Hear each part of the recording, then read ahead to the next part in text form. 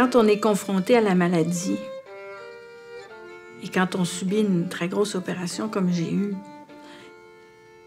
on redevient presque comme un enfant. On perd tout ce qu'on est dans la vie. On redevient si petit, si vulnérable. Et c'est si important, le contact humain, dans les plus petits gestes. Et c'est ce que j'ai vécu au CHUM à chaque fois. Alors moi, mon histoire avec le CHUM, ça a commencé par un coup de téléphone.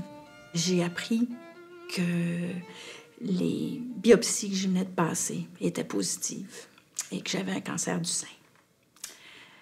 Par la suite, on m'a diagnostiqué avec une mutation génétique qui, elle, me donnait des possibilités d'avoir à 86 % un nouveau cancer du sein et des ovaires. C'est certain que quand on est aux prises avec une décision aussi folle que de dire, ben, je suis en parfaite santé puis je vais aller me faire enlever les 2 seins et les 2 ovaires, c'est un peu extraterrestre.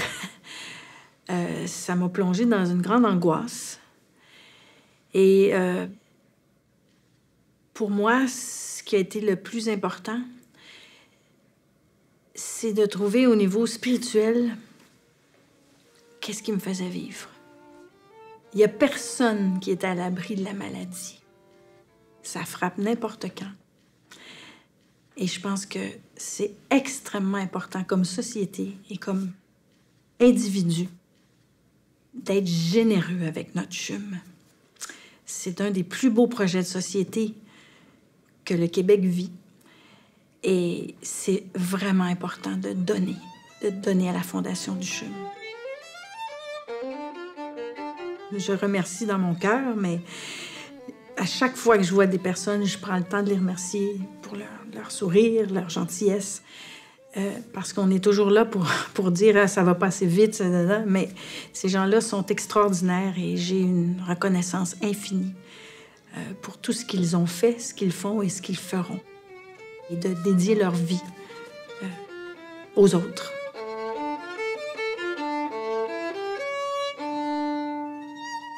Donnons-nous le meilleur de la santé.